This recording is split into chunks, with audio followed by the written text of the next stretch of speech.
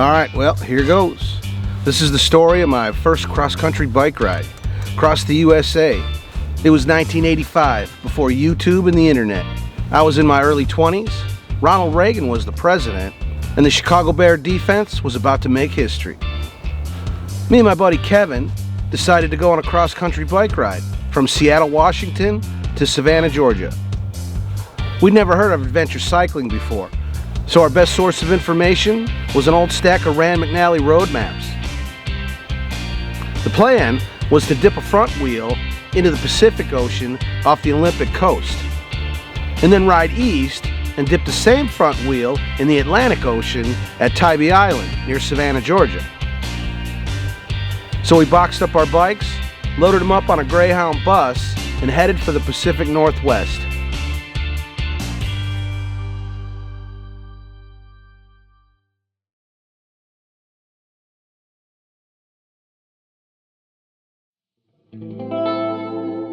The bus took us as far as Port Angeles, Washington, but we were still about 70 miles short of our starting point at La Push on the Pacific Ocean. So our first day's ride was across the Olympic Peninsula, headed west to the beach. It was my first trip to the Pacific Northwest and the temperate rainforest. I was amazed at how lush and green everything was. We spent the day at the beach on the Olympic Peninsula. It was like nature's playground. From the Push, we doubled back and headed east toward the Cascades. The second night, we stayed at Squim Bay. The climate there was much drier. It was in a little rain shadow of the Olympic Mountains. Kevin was nursing a sore leg that he got before the ride even started, and he wasn't sure if he could go on. And so I was pretty bummed out. So I did what I always do when I don't know what to do, and that's pray to God. The next day, it was cold and rainy. Kevin said he felt okay, and he was able to ride. So much for the power of prayer.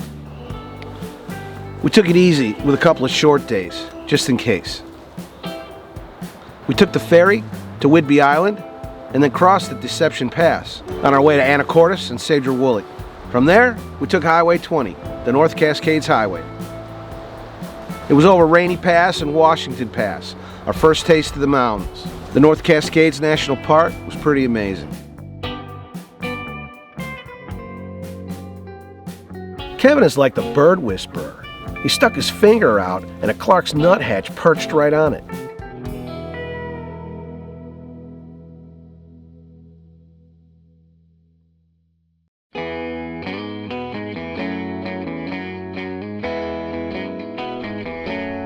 Of course, it was cold and wet on the west side of the Cascades. But once we got over Washington Pass, it was like a whole different world. By day 6, we stopped in Winthrop. Along the way, we met an elderly gentleman headed the other way. He told us about a warm showers host named George, just up the road. We never heard of warm showers before, but it sounded pretty cool, so we had to check it out. We headed east and north through Okanagan and Omak to George's house. And of course, it was back in the mountains, uphill. But it was worth it, as George and his wife were extremely cool. They put us up for the night. They were a couple of down-to-earth people that were escaping the big city in search of a simpler life, and I could relate to that. George drew us up a map on a more scenic shortcut on back roads through Curlew and into Grand Forks, British Columbia. So we were going to cross into Canada, but back in those days, if you were an American citizen, you didn't need a passport to cross the Canadian border, just a valid driver's license. So we crossed into Canada and camped out for the night. The next day, we followed the Columbia River, passed some pretty cool waterfalls south to Kettle Falls.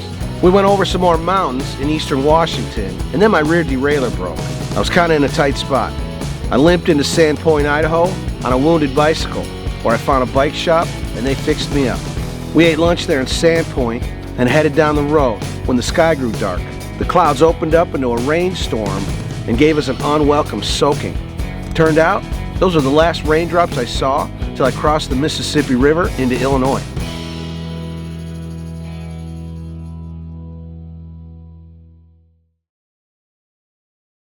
We rode the rest of that day with no particular destination in mind and ended up stealth camping along a riverside in Idaho. The next day, we rode into Thompson Falls, Montana with more bike trouble. I broke a spoke on my rear wheel, of course, on the freewheel side. I didn't have a tool to take off my freewheel, so we stopped at a gas station. The mechanics there were able to come up with a makeshift tool to get my freewheel off. I always carry a couple extra spokes with me, so once I got the freewheel off, there was no problem fixing it. Finally, by day 12, we got to Missoula, Montana, described to me as the Mecca of bike touring. We didn't stop at the adventure cycling headquarters there in Missoula, Montana, mostly because we'd never heard of adventure cycling before. We stayed at the Birchwood Hostel, a hopping place for bike tourists in the mid-1980s. From Missoula, we headed south, keeping the Bitterroot Mountains on our right, on our way over Lost Trail Pass and into the Big Hole. Unfortunately, we took a wrong turn at Wisdom and ended up in Butte. For most of the next day, we were riding on the interstate. Not very scenic, but it had a big beefy shoulder, so we felt pretty safe. We approached Yellowstone from the north and ended up stealth camping along a little creek there before we got to the park.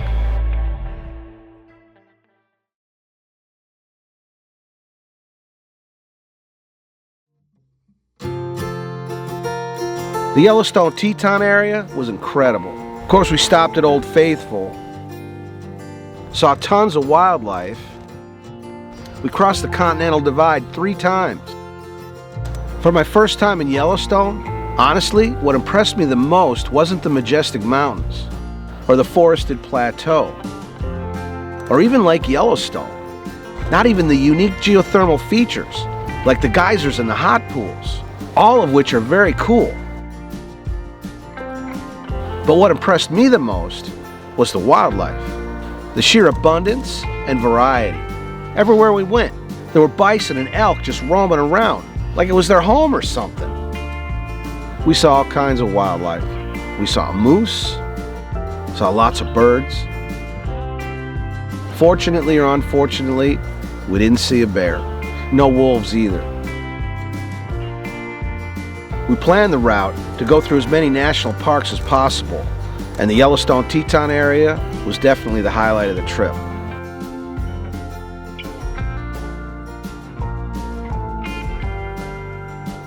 I'd never seen the Grand Tetons and Jenny Lake up close and in person.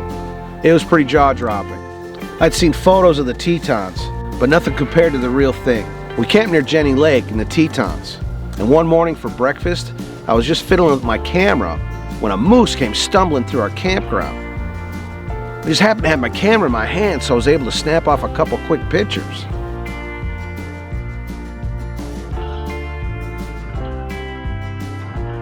With the Grand Tetons in our rear view, we headed east into the Wind River mountain range, over Togawati Pass, and over the Continental Divide again, and not for the last time either. The climate became very dry as we crossed into the Wind River Indian Reservation. We camped at the rest area one night at the crossroads there in the reservation. That's where we met an interesting dude who wasn't just out bike touring, he was actually living on his bike, escaping the big city on the west coast. We also met a 65-year-old grandma finishing up the 3rd leg of her Trans-America tour that she started 2 years earlier. She was one tough grandma.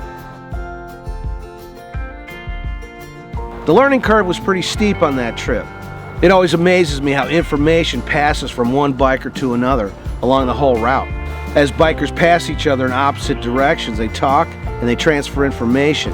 We heard about this awesome place called the Sweetwater Station in Wyoming that had the best buckwheat pancakes around.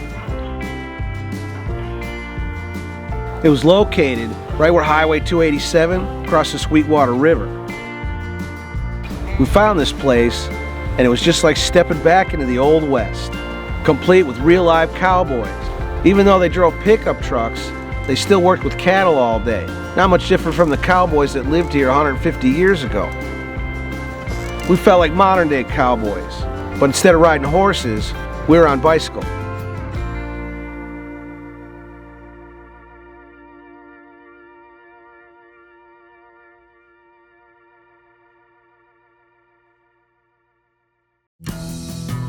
We passed by Split Rock, a natural landmark that was used by trailblazers and pioneers back in the Oregon Trail days, back in the days of the Great West Migration. They were just passing through, and I can see why. There's not much out here. It's called the Great Wyoming Desert for a reason. From Jeffrey City, we rode across the Great Divide Basin. It wasn't that great, so we called it the Pretty Good Divide Basin. The hot sun heated up the pavement so much, as I pedaled down the road, my skinny tires just sank right into the soft pavement, making for a slow, sluggish ride that afternoon. We went through Rawlins on our way to Fort Steele and camped there along the Upper Platte River at the rest area next to the interstate. That's where Kevin went for a swim into Platte River and lost his glasses. He forgot that he had them on when he dove into the water, never to be seen again. From there, we rode south to Walden, Colorado. We stayed at a small church and met lots of other bikers going in all different directions. And out of politeness, we even stayed for the services. There was this traveling preacher that happened to be there that evening with a simple message to pass along. Riding through Colorado, the mountain scenery was beautiful, but Kevin was having a hard time seeing without his glasses. He had a spare set of contact lenses at home, but that was about 1,000 miles away. So he called home and had his parents send his contact lenses by FedEx. Unfortunately, the nearest FedEx station was in the exact opposite direction we were going, which added a couple extra days and 2 mountain passes to the trip. Kevin didn't want to burden me with the extra climbing and the extra miles, because I wanted to get out of the mountains and across the plains as quick as possible. We thought about it for a while, but I think we both knew it was time to go separate ways. At the beginning of the trip, we kind of figured at some point we were going to go separate ways anyway, but now is a good time. So on day 21, we parted ways.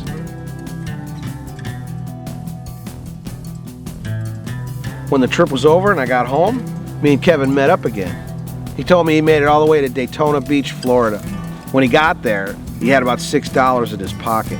So he called home again and had his parents wire him some money, so he had bus fare to get home.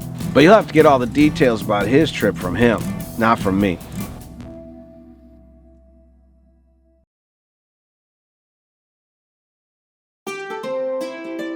Now on my own, I rode south to Granby, Colorado, and into Rocky Mountain National Park. I came into the park from the west, climbed up the backside of Trail Ridge Road, and when I got to the top, that's where I was introduced to alpine tundra.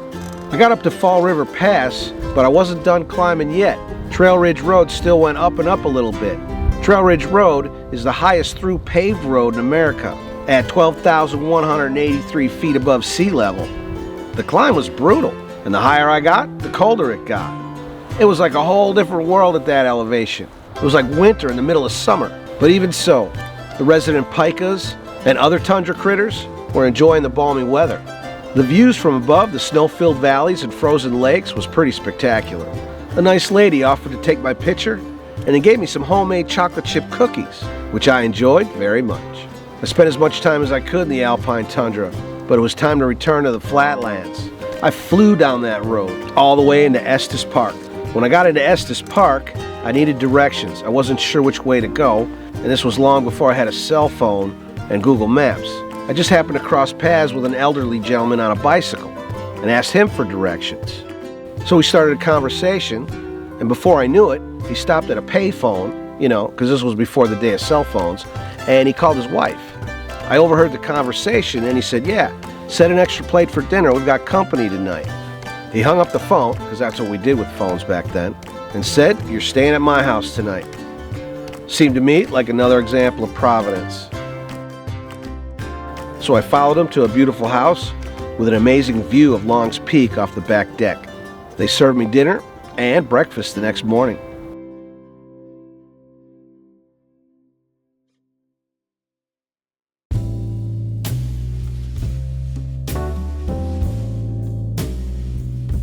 I left Estes Park and followed the Thompson River, east and down slope out of the Front Range, and onto the Great Plains of eastern Colorado. By day 24, I was in Fort Morgan and had a mission: get across the plains and into Carbondale, Illinois as fast as I could. Slowly dropping in elevation and with a slight tailwind, I was able to make 9 century rides in a row. From eastern Colorado, I clipped the southwest corner of Nebraska and into Kansas. I was able to get across Kansas in just 4 days. I rode through the geographical center of the USA near Smith Center, Kansas. Riding across the plains, I was able to camp at a lot of city parks almost every night. They usually had a shower and a swimming pool, and the best part is they were usually free. You know, the scenery's not that spectacular crossing the Great Plains. Most people think driving across Kansas is boring, and I would agree. Riding your bike across Kansas is way cool. I think my favorite part of riding across the Great Plains are the little towns you go through and the people that you meet. But Kansas sure isn't flat.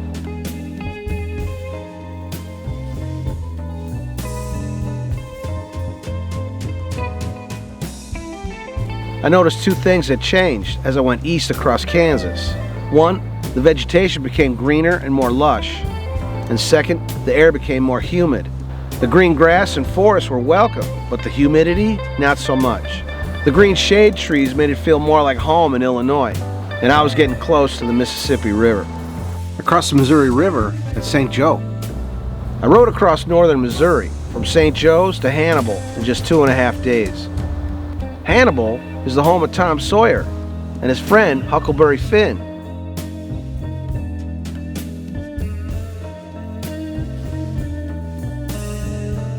For some reason, I decided not to cross the Mississippi River at Hannibal, so I stayed on the Missouri side, which was a big mistake. The Illinois side is much flatter. I ended up riding some brutal Missouri hills, wishing that I was on the other side of the river. I crossed the river at Louisiana, Illinois, and found an old, crusty private campground to stay at for the night. Other than the owner, I was the only one there. Didn't bother me too much, because I was finally back in Illinois and just a couple days away from Carbondale and a welcome rest. I was north of St. Louis on the Illinois side of the river, headed south, and I knew I would be riding through some pretty sketchy areas. I really had no planned destination and felt a little anxiety over it. So I remembered what the traveling preacher said back in Colorado. When you need something, just ask God. So I shot a quick prayer up to God. I said, Lord, I need a place to stay tonight. Could you make it free? You know, because the preacher said, be specific. I forgot about that prayer and went on my way. I rode through Cahokia and into East St. Louis. And again, I needed directions. I looked around and it seemed like there was a cop on just about every corner. So I rode up to one of them and I asked for direction. He looked at me kind of strange. He said, you need to ride south as fast as you can and get out of East St. Louis. So I took his advice and I headed south. I didn't stop riding until I got to Fairview Heights. It seemed like a pretty nice town, but I still needed a place to stay. So I decided to stop at the Fairview Heights police station. I explained to them my situation and I needed a place to stay. The cop on duty told me there was a park in town with a shelter pavilion and that I could stay there for free. What's more, is he said he would put it out on the police radio that I was there so that the other cops wouldn't bother me and actually keep an eye out for me. When I got to the park, I set up my tent, and then I remembered Providence. The next day, it rained, but the rain felt awesome. And by day 32, I rode into Carbondale, Illinois. It was the first rain I've seen since Idaho. I took a rest there for a few days. It was the first rest day that I'd taken since me and Kevan started back on the Pacific Coast in Washington.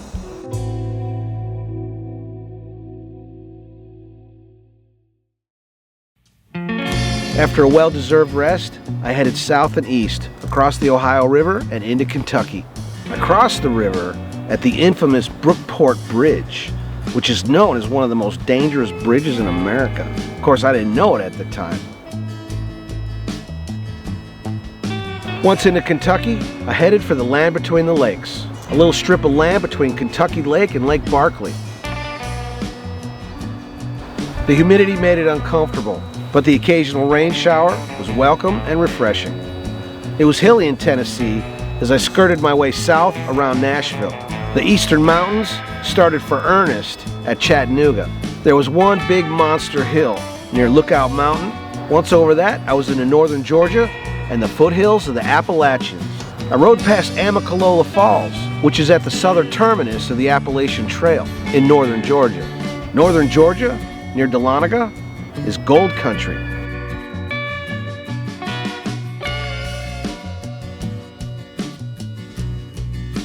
I'm not from the southern U.S., and honestly, riding in rural Georgia, I felt a little out of place. I'm sure every long-distance biker has their chasing dog stories. Well, this is mine. I was pleasantly riding through rural Georgia when out of nowhere, a pack of 3 or 4 feral dogs jumped out of the woods. The leader of the pack was carrying a dead chicken in his mouth, but when he saw me, he dropped the chicken. Now usually, when a dog sets out to chasing, they start off fast and they burn out quick. Not this dog. He was pacing himself, and he was slowly gaining ground. I was already riding about as fast as I could, and I didn't want this dog to catch me. I also noticed I was going up a slight grade, which slowed me down, and this dog was still gaining. Most dogs would have stopped chasing by now, but not this dog. He looked hungry. After all, he gave up a dead chicken for me. When he got close enough where I could hear his nails clicking on the pavement, I grabbed my water bottle and blasted him right in the face. The dog immediately stopped chasing me. I guess a snout full of water did the trick. But as anxious as I was about that dog, I thought, wow, it didn't take much to stop him. But I was glad the chase was over and I didn't become dog chow. That was my first encounter with feral dogs, and the first time that I'd felt nervous on a bike trip.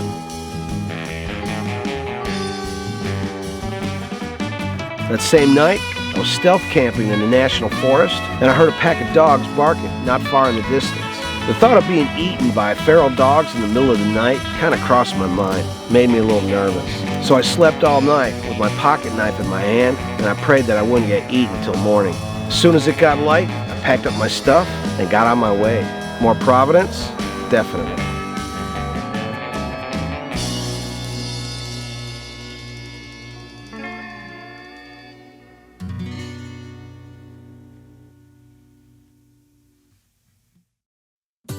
So kind of like Sherman's March, I was making my own mad dash to the sea.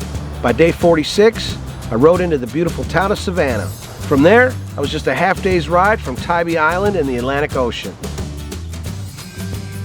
What a summer.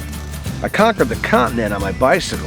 It took me 47 days to go 3,750 miles across America, from sea to shining sea. I spent a couple days on Tybee Island with a smile on my face, enjoying the beach. The waves kept getting bigger and bigger. I overheard a local kid saying that he hadn't seen waves this big since the last hurricane, and that explained a lot. Hurricane Bob was just off the coast of Georgia. So the next day, I packed up my stuff and rode back into Savannah with a huge tailwind pushing me all the way. I got back to the Greyhound station in no time, and that's where I boxed up my bike and caught a Greyhound for home. I felt like Superman. The fact that I could pedal my bicycle all the way across the continent somehow made it feel smaller. To this day, I consider that ride to be one of my best accomplishments. I learned so much, and one thing that I learned is that when I'm in need, if I ask God, He provides. After that ride, everything else seemed easy.